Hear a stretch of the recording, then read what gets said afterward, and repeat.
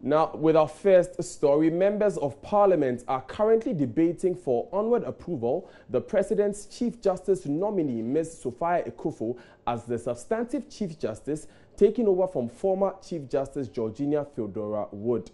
This follows a recommendation from the Parliament Appointment Committee, which subjected the nominee to a barrage of questions last Friday during the 6-hour vetting. Let's take you live to the floor for the latest on that proceeding. Hitherto, it had been the Committee of the Whole that had dealt with it. Whenever the name was mentioned, the Committee of the Whole sat to deal with it, and within maybe some 30 minutes, it was concluded, a report was submitted, but today we have had a departure from it. I think that is the way it must go, because our orders provide in Order 1722 that any such nomination should go to the Appointment Committee. So, Mr. Speaker, I'm happy that we are going by this process. Mr. Speaker, another issue has been made about seniority at the Chief Justice, seniority at the bench. Mr. Speaker, the lady, her ladyship, applauded seniority and indeed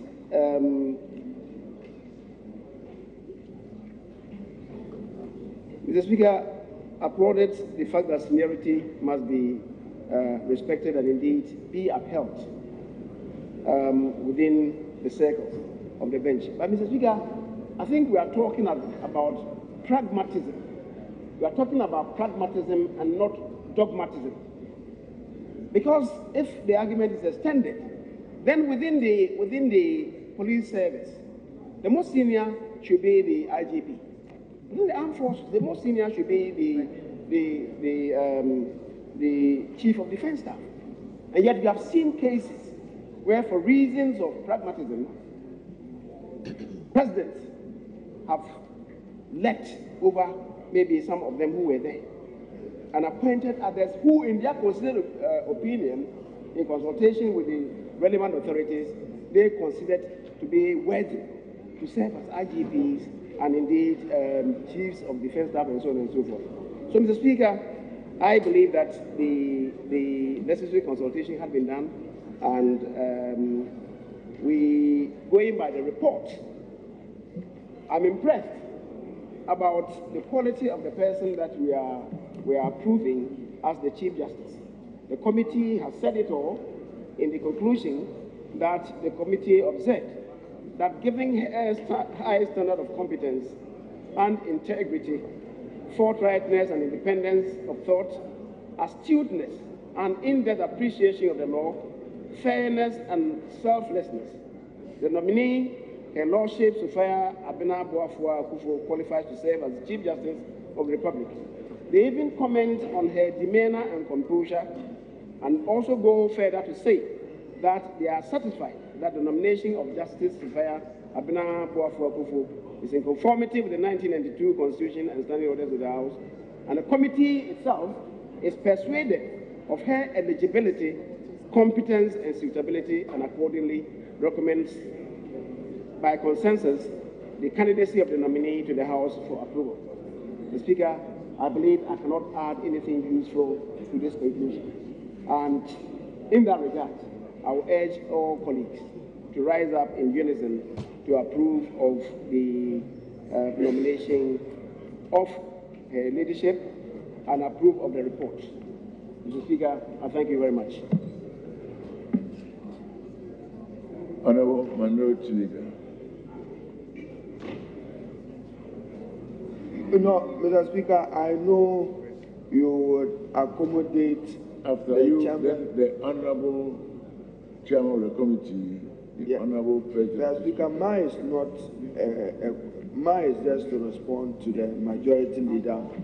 For the record, I have seen him in some effort to correct the Deputy Leader, Ajua Sarah Safo, on a matter of law. And Mr. Speaker, yourself a respected lawyer, the majority leader must know the principle of law, use them generis. When the Honorable Deputy Leader stated, and Mr. Speaker, it's a known rule of statute, persons of the same kind. If the Constitution says in the absence of the President, the Vice President, in the absence of the Vice President, the Speaker of Parliament, it's only use them generis, that in the absence of the three of you, the most significant person of the Republic is the Chief Justice who can act instead. Mr. Speaker, it need not be provided expressly in the Constitution, but in the event that all three of you are out of the jurisdiction by the principle of law of necessity, and to avoid a vacuum in this country, the rule will be applicable. So he should stop embarrassing the young female lawyer unnecessarily, who is on point of law and correct on a matter of law, Mr. Speaker. Even though I know the appropriate forum, if I'm dissatisfied, I know the forum to go to. I thank you. Mr. Speaker, respectfully, when I was contributing, I hinged my intervention on Article 6011, which is very unequivocal about this. If the minority leader is proffering an amendment to it, you say so. I'm telling you about what obtains in Article 6011, unless you can prove me otherwise. Mr. Speaker, there's no value addition in what he said, with respect to him. Honorable. Thank you, Mr. Speaker. I only pray that the Honorable Chief Whip,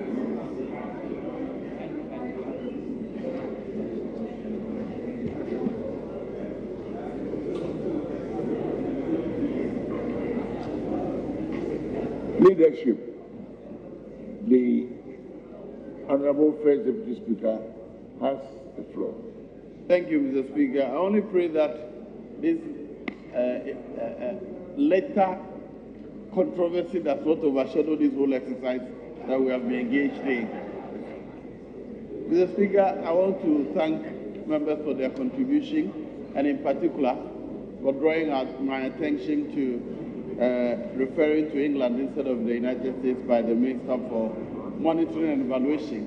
It's shown that he's even monitoring us in the chamber. That is a very good exercise. I thank you. And I want to thank particularly, Mr. Speaker, the members of the committee, the clerks and the leadership for working throughout the weekend to produce this report after we close the vetting at 4 o'clock on Friday evening. Mr. Speaker, I think that the House is united in supporting this report, and I urge all members to support the report. I thank you, Mr. Speaker.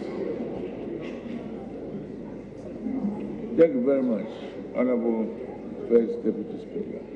Honorable members, at the conclusion of the debate, the question is, as many order,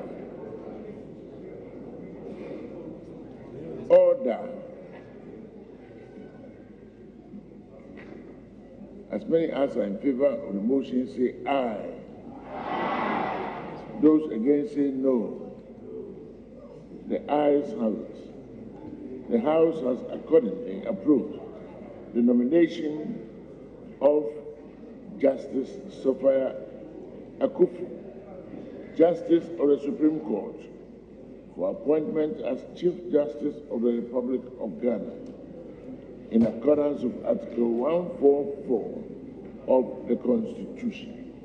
We congratulate the new Chief Justice of the Republic of Ghana.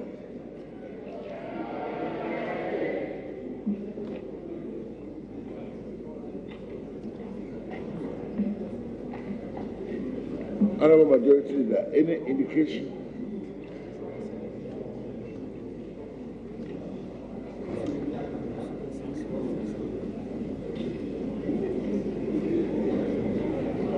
Mr. Speaker, We have indeed exhausted the business for the day.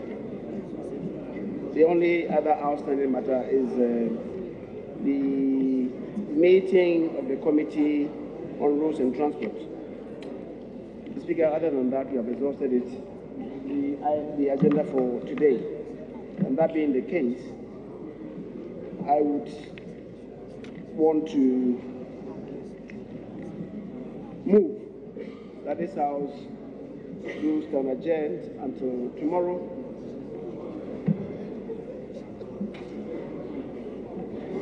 Tomorrow, 12 noon. Mr. Speaker, I so move.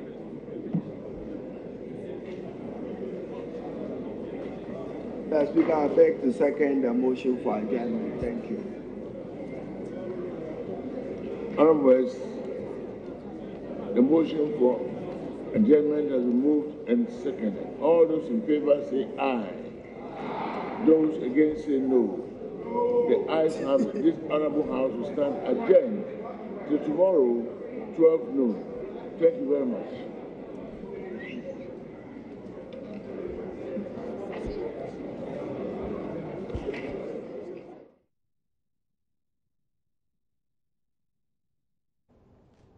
You're still watching Joy News today. Now, Parliament has just approved the nomination of the nominee for Chief Justice Sophia Akuffo. You just heard there that the sitting of Parliament has been adjourned to tomorrow, that is Tuesday, where other business of Parliament will be deliberated. This makes Madam Sophia Akuffo the second woman to become Chief Justice, of course, after she's sworn in officially by the president. Now, moving on to other stories. The Professor Kwesi Botwe Committee, set up to investigate the NDC's defeat in the 2016 election, submitted its reports to executives of the party today. According to Professor Kwesi Botwe, the report is comprehensive, encompassing sentiments of party members across the country, as well as the analysis and recommendations. He shared some recommendations in the 455-page report. We do make a number of recommendations, including one, a recommendation that the party put together a group of credible and eminent members of our party to undertake a peacemaking and healing tour of the country and visit all key centers and constituencies. We believe this is extremely important for purposes of creating the necessary conditions for any serious work that needs to be done in the way of the party's restructuring and renewal. We also have recommendations, a recommendation that the party take steps to restore the integrity of the biometric register and the expanded electoral college. Additionally, we recommend that steps be taken to restore the capacity and effectiveness of the party's organs, especially at the branch level, where we believe these organs are the most critical because they are the party's immediate connection with the people. We are, after all, Mr. Chairman, a truly mass party. Mr. Chairman, we also have recommendations on ways in which we can and must improve the collation of election results.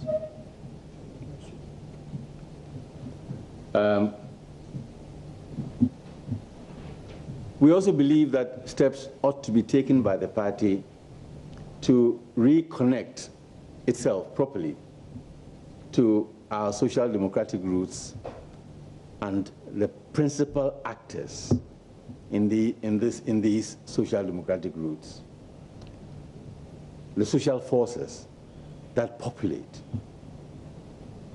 our social democratic base.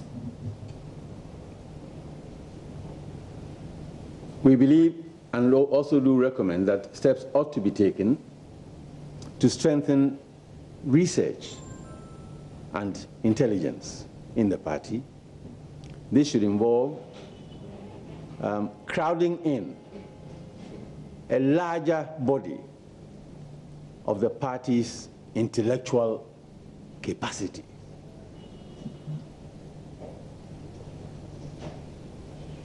Which has not been particularly active, I don't believe, in the last few years. This will help to support the party's own research capacity. Finally, we have recommendations that hopefully should guide the party in scaling up and reinvigorating its work in the area of youth mobilization, and finally, the organization of women. We note that significant changes have taken place in the country's demographic profile, and that the party ought to take note of it with all the implications of these changes in our demography, as well as trends in urbanization. Thank you, ladies and gentlemen. That's all I can do to give you a peep into our recommendation. That was Professor Kwesi Botwe. Now, after he spoke, the General Secretary of the NDC, Johnson Esiedun Ketia, said the party will begin reviewing the report tomorrow. We will be bringing you more on what the party intends to do and, of course, reactions to the content of this report. Now, on to our next story. 6 children perished in January this year when a falling school wall collapsed in the central region town of Bremai Jamra. When the incident occurred in January, our reporter Justice Bedu visited the town and he filed this report of the situation, and children were staying out of school.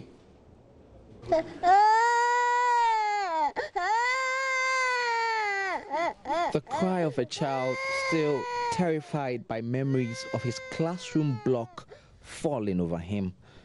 He's one of the few children lucky to have escaped the January 31 disaster at the Breman Jamra Methodist School. Little Lucy Amwa, she too a victim of the accident, was supposed to have been taken to the hospital after it happened. But her mother, unable to fund her hospital bill, is now taking matters in her own hand. Dana Dani Buino, who goes school. Na Dana Munya Dani Buino. Namoya Day. Mukoted Mana Moban in a year day.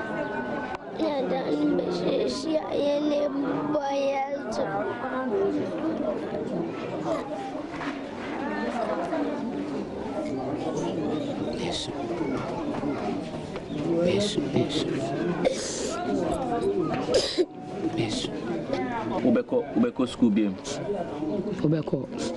Ubeko school beam. Ubeko school beam. This is your uncle school beam. Where is school? Now better than why your nurse name. Mommy.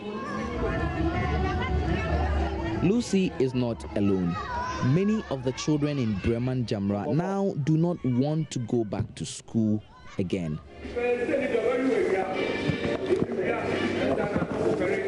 This is the hospital where most of the victims were brought. This was the first point of call for many of the children who got injured when the disaster first struck. It is the biggest hospital in Esikuma, the district capital. Medical workers here tell me they were stretched to the fullest as the huge numbers trickled in. 1 week on, all the injured children have been safely discharged, leaving just one. The school building collapse in this small town is one of Ghana's worst school disasters of all time. It has not just exposed the story of school infrastructure across the country that are currently in terrible conditions, but it has also shown just how unprepared this country's health system is for such unforeseen circumstances. Justice Bedu, Joy News, Breman Jamra. Moving stuff there. Now, 4 months on, what has changed in the school? Justice has been back to the community to find out. From the outside, this looks like a normal school class. But deep within, all is not well. In January this year, when a fallen school wall killed 6 children, these pupils were the first witnesses. 4 months on, the memories linger on their minds. Among the dead, Christiana Annan, 6 years, described by her mother as her heartbeat. Esther Mensah, also 6, who wanted to be a nurse. Hilbatu Abdullah, 5 years, who dreamed to be a nurse too. Shahida Abdullah, 5 years, whose family described as a lover of books, who loved reading anything and everything. And Juliana Ayensu, 6 years, who just loved cooking. This is the structure where in February 6 children were killed when a well fell down. Fast forward 4 months on, and this structure is what we are talking about. This is a structure that I'm told is over 50 years old, and this is where children have now been moved to study. What I've been told that is that this structure is actually more dangerous than the one that killed over 6 innocent children. This class, when we look at how it is, when we are learning, we don't feel comfortable. We are afraid this will collapse. So when teachers are teaching us, we don't concentrate on the learning. Sometimes I feel that I will not come to school because when you come to school, you cannot concentrate it. The building, the nature of this building is even larger than the one that collapsed on the children. Looking at the cracks in this building, you can see now.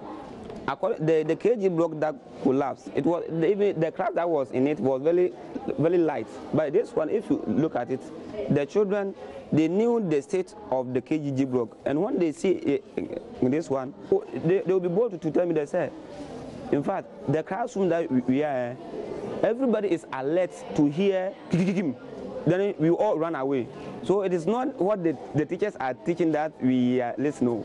Everybody is alert that the building will collapse. So if KG block had been collapsed, then definitely this one too, the probability of this one to collapse is higher.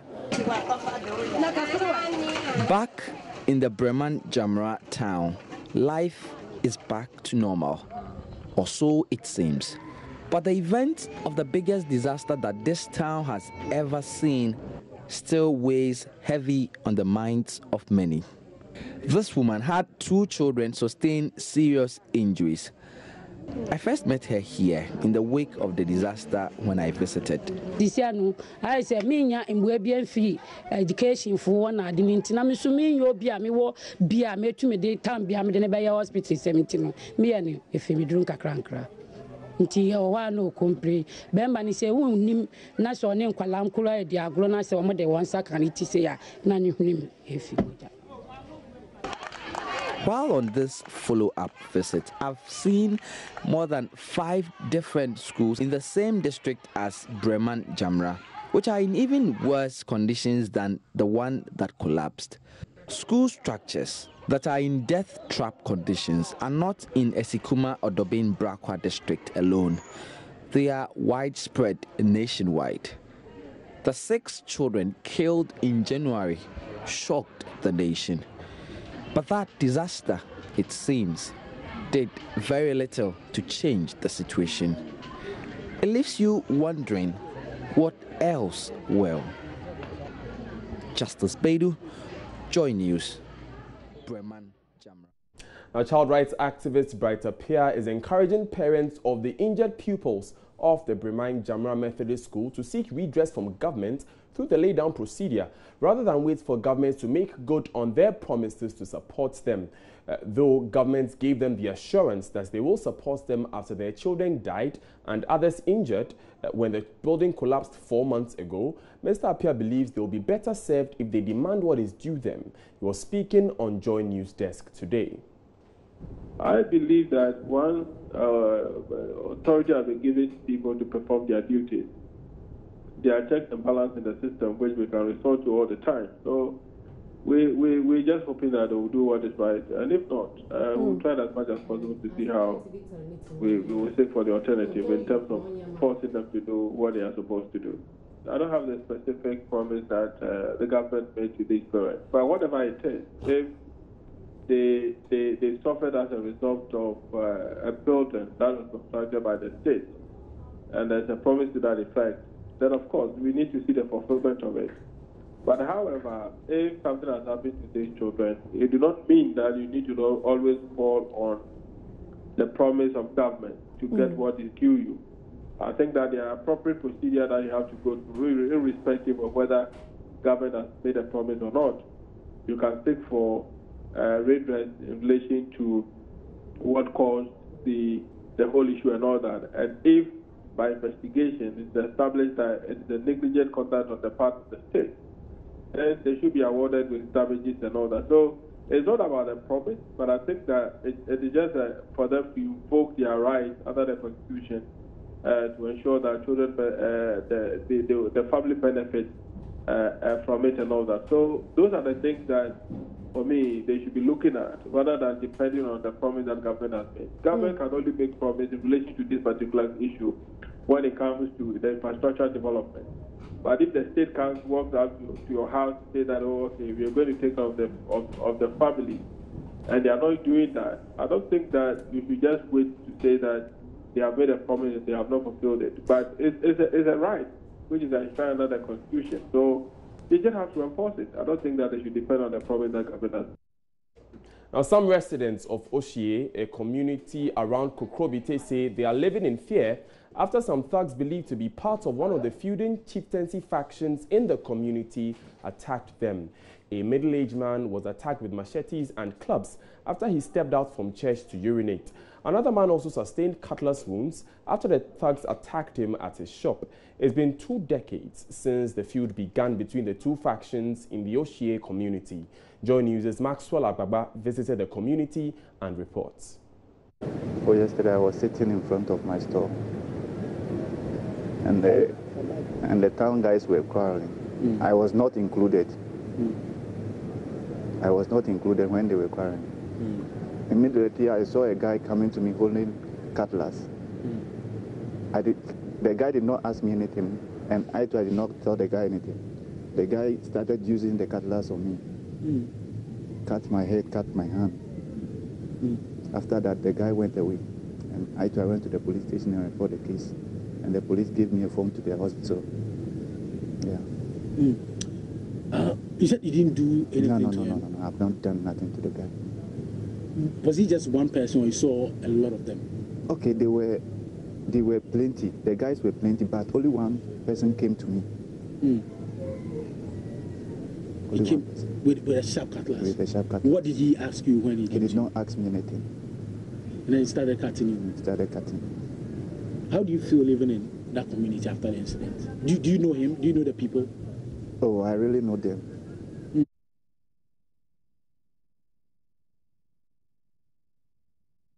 Now, Joy News' Maxwell Agbagba has joined me in the studio. Maxwell, what is the state of security in Osiem at the moment? What have the police been saying? Well, a lot of the residents that we spoke to really feel, do not feel safe. In fact, this interview that we had with this gentleman, we had to go to another location to do this interview because it was just around the time that we had come from one of the feuding factions. We're actually trying to locate the palace and speak to one of the chiefs there. But on our way to the place, we met some of the thugs in an uncompleted building, doing all kind of things, in that building. When we spoke to them, they were very unfriendly. So that was the point that we realized that no, it was unsafe for us to be around. So we had to take him to another location to do the interview.